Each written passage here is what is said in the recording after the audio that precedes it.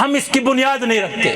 تو دین کو مقصود بناؤ، تقوی کو مقصود بناؤ، دولہا ڈھونڈو اپنی بچی کے لیے۔ آج ایک نئی مصیبت ہمارے سروں پہ سوار ہوئی ہے، بچیاں جوان تو چھوڑو دہلیز کراس کرتی جا رہی ہیں اور ان کو لڑکا نہیں مل رہا۔ بھئی لڑکا کیوں نہیں مل رہا؟ بھئی لڑکے تو آئے تھے، نوکری نہیں تھی۔ آج ایک نوکری نہیں تو چھوکری نہیں، نوکری نہیں تو چھوکری نہیں۔ جیسے ہمارے ختم نبوت والوں نے ایک نعرہ بنایا نا، ختم نبوت، اگلا کہتے ہیں زندہ باد۔ انہوں نے ایک اپنا نعرہ بنایا ہے، نوکری نہیں تو چھوکری نہیں۔ میرے عزیز ساتھیوں، بنیاد جب آپ کے ہونے والی داماد کی نوکری پہ کھڑ جائے، آپ کے ہونے والے داماد کی بنیاد جب پیسے پہ کھڑ جائے، مجھے بناؤ رشتے آگے کیسے چلیں گے؟ چلیے میرے عزیز ساتھیوں، آپ کو ایک سیر کراتا ہوں۔ ایک بزرگ گزرے ہیں، نام ہے حضرت شیخ سید ابو صالح رحمت اللہ تعالی، نوجوان ہیں، کوئی عمر ہے 18-20 سال کے قریب، نوجوانی میں رب کو راضی کرنے کی محنت میں ہیں۔ ایک مرتبہ 3 دن کی بھوک میں ہیں، 3 دن کے بھوکے ہیں، 3 دن کی بھوک میں نہر پہ وضو کرنے گئے کہ یار چلو کچھ نفل پڑھ لوں۔ اسی دوران کے اندر اس بزرگ نے، اس نوجوان نے نہر پہ وضو کرتے ہوئے ایک سیب کو دیکھا کہ نہر میں سیب چل رہا ہے، تیر رہا ہے۔ انہوں نے اس سیب کو اٹھا لیا اور اٹھانے کے بعد اس کو کھانا شروع کر دیا۔ کیا اٹھایا بھائی؟ جنریٹر نہیں اٹھایا، سیب۔ کیا اٹھایا بھائی؟ ساری توجہ انتے ہے نا۔ تو جنریٹر کو اس نے نہیں اٹھایا، کس کو اٹھایا ہے؟ سیب کو۔ میرے عزیز ساتھیوں، اب ایک 20-22 سال کا جوان ہو، 3 دن کا بھوکا ہو، نہر پہ وضو کر رہا ہے، ایک بہتا ہوا سیب جا رہا ہے، اس نے ایسے لیا، بڑا خوبصورت تازہ سیب، اس نے اس کو کھا لیا۔ کھانے کے بعد ابھی وضو مکمل ہی کیا تھا، کھڑے ہوئے تو دماغ کی گھنٹیاں بج گئی، اور بابا کس منہ سے نفل پڑے گا؟ کس منہ سے رب کے دربار میں کھڑا ہوگا؟ بھئی کیا ہوا؟ فرمایا تو نے یہ سیب کے مالک سے پوچھا بھی ہے کہ میں نے سیب کھایا ہے؟ یہ کسی کا تو سیب ہوگا نا، کوئی تو اس سیب کا مالک ہوگا نا۔ بھئی بغیر مالک کے پوچھے تو نے سیب کھا لیا ہے؟ مجھے بتائیں، ایک امت یہ تھی لکھراؤ والو، ایک امت یہ تھی، جب دین کی محنت میں یہ امت تھی تو ایک سیب کھانے پہ اس کے مالک سے حق بخشوانے گئے۔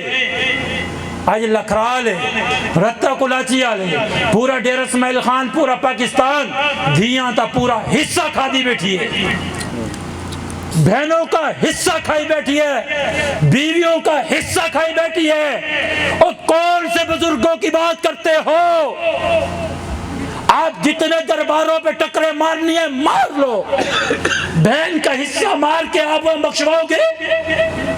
سیب کے اوپر ڈر گئے، سیب پہ ڈر گئے، ہے کس کا سیب ہوگا؟ پوچھا نہیں ہے۔ انہوں نے اسی نہر کے ساتھ ساتھ کنارے پہ چلتے چلتے کہ میں معلوم کرتا ہوں سیب کس کا ہے، کافی چلتے رہے، آگے دیکھا ایک بہت بڑا گھر ہے، باغ ہے، اس باغ کے اندر سیب لگے ہوئے ہیں درخت پہ، اور اس کی ٹہنیاں وہ جھک رہی ہیں نہر کے اوپر، اور ادھر سے سیب گرتا ہے اور بہ جاتا ہے۔ انہوں نے یقین کیا کہ اسی باغ کا سیب ہے، اندر گئے، بھائی بتاؤ مالک کون ہے؟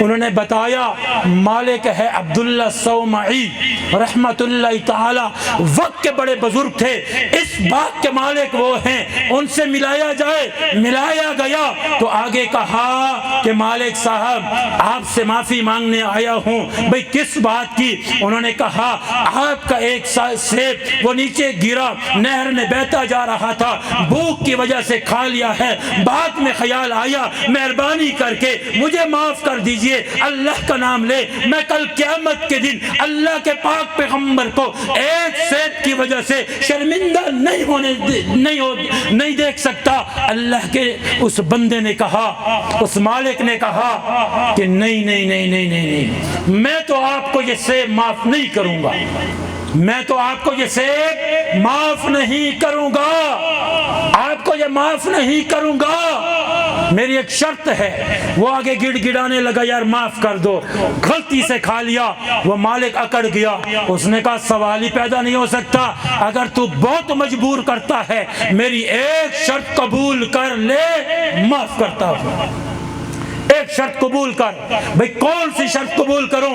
اس نے کہا، اب سنیے اس کی شرط مالک کی، کہا میری ایک بیٹی ہے، میری ایک بیٹی ہے جو معذور ہے، آنکھوں سے اندھی ہے، زبان سے گھنگی ہے، کانوں سے بہری ہے، ہاتھوں سے وہ پکڑ نہیں سکتی اور پاؤں سے وہ چل نہیں سکتی، مکمل کی مکمل وہ اپاہج ہے، وہ معذور ہے، تمہیں میری اس بیٹی سے شادی کرنی پڑے گی، تمہیں میری اس بیٹی سے شادی کرنی پڑے گی۔ حضرت شیخ ابو صالح نوجوان کہنے لگا، یار یہ شرط تو بہت مشکل ہے، بڑی مشکل شرط ہے، اندھی بھی ہو میری بیوی، گھنگی بھی ہو، بہری بھی ہو، چل بھی نہ سکتی ہو، پکڑ بھی نہ سکتی ہو، میں نے اس مردہ لاش کو کرنا کیا ہے؟ اس نے کہا اگر شادی نہیں کر سکتے تو جاؤ، میں کل قیامت کے دن اس سیب کے بارے میں تیری گریبان سے پکڑوں گا۔ پھر اللہ سے ڈر گئے، فرمایا اللہ کی قسم مجھے آپ کی یہ لڑکی منظور ہے، مجھے آپ کی یہ لڑکی منظور ہے۔ پھر شادی ہوئی، شادی ہونے کے بعد یہ شیخ ابو صالح جب اپنی دلہن کے کمرے میں داخل ہوئے، اندر داخل ہو کے گھونگھٹ اٹھایا، اٹھاتے ہی فوراً باہر نکل کے آ گئے، باہر سسر خیر ہے کیوں نکلے ہو؟ فرمایا کسی غلط کمرے میں چلا گیا، کوئی اور بیٹھی ہے۔ بھئی کون ہے؟ بھئی نہیں تیری بیگم ہے۔ بھئی یہ تو آپ کہہ رہے تھے نابینا بھی ہے، گھنگی بہری بھی ہے، اپاہج بھی ہے، لیکن یہ جو اندر میں نے گھونگھٹ اٹھایا یہ تو کائنات کی خوبصورت حسین و جمیل پری بیٹی ہے، میں نے آج سے پہلے کوئی ایسی خوبصورت عورت نہیں دیکھی، یہ صحیح سلامت ہے، یہ کون ہے؟ تو وہ سسر کہنے لگا، او بھائی تو میری بات کو نہیں سمجھا، جب تو میری دہلیز پہ ایک سیب کو بخشوانے آیا، ادھر میری بیٹی جوان تھی، میں بھی سیب کے اس درخت کے نیچے نفل پڑھ کے اللہ سے رو کے کہہ رہا تھا، اللہ مجھے اپنی بیٹی کے لیے کوئی امیر زادہ نہیں چاہیے، کوئی بادشاہ نہیں چاہیے، کوئی شہزادہ نہیں چاہیے، کوئی حسن والا نہیں چاہیے، اے اللہ میری بیٹی عالمہ بھی ہے، حافظہ بھی ہے، نیک بھی ہے، تقوی والا بھی ہے، اے اللہ اس کو وہ شوہر عطا فرما دے جو تجھ سے ڈرنے والا ہو۔ جب تو ایک سیب کی معافی مانگنے آیا، میں نے دل میں سوچا جو ایک سیب کی وجہ سے رب سے ڈر گیا ہے، اپنی بیوی کے حقوق کے بارے میں اللہ سے کتنا ڈرتا ہوگا، اللہ سے کتنا ڈرتا ہوگا۔ مبارک ہو تجھے تیری بیوی نے کبھی آنکھ سے کوئی غلط نہیں دیکھا، کان سے کچھ غلط نہیں سنا، دل و دماغ سے کبھی غلط نہیں کیا۔ اس لیے میں نے کہا اندھی گنگی بہری ہے۔ میرے عزیز ساتھیوں، میرے آج کے اس بیان کا موضوع یہ ہے، اپنی بچی کے لیے جب بھی رشتہ ڈھونڈنا ہو تو دین کو سامنے رکھو، دین کو سامنے رکھو۔ بے شک آپ اس کے حسن کو دیکھو، آپ اس کے خاندان کو دیکھو، آپ اس کے حسب و نسب کو دیکھو، بالکل دیکھو، زیادہ فوکس جس چیز پہ ہو وہ دین پہ ہو کہ میرے ہونے والا داماد داڑھی والا ہے کہ نہیں ہے، حافظ ہے کہ نہیں ہے، عالم ہے کہ نہیں ہے۔ اگر یہ نہیں بھی ہے، کوئی نہیں کہ پوری دنیا عالم حافظ نہیں ہے، یار کم سے کم یہ دیکھو پکا نمازی ہے کہ نہیں ہے، روزے دار ہے کہ نہیں ہے۔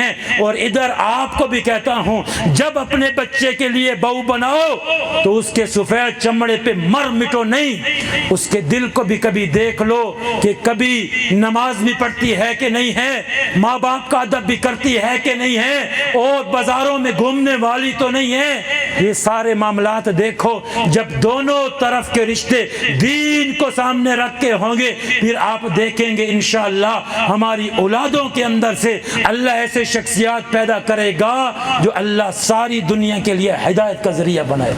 تو سارے نیت کرتے ہیں انشاءاللہ بھائی، سارے نیت کرتے ہیں کہ آج کے بعد رشتوں کی بنیاد کو دین کے مطابق رکھیں گے۔ اللہ ان باتوں پہ عمل کرنے کی توفیق عطا فرمائے۔ وآخر دعوانا الحمد للہ رب العالمین۔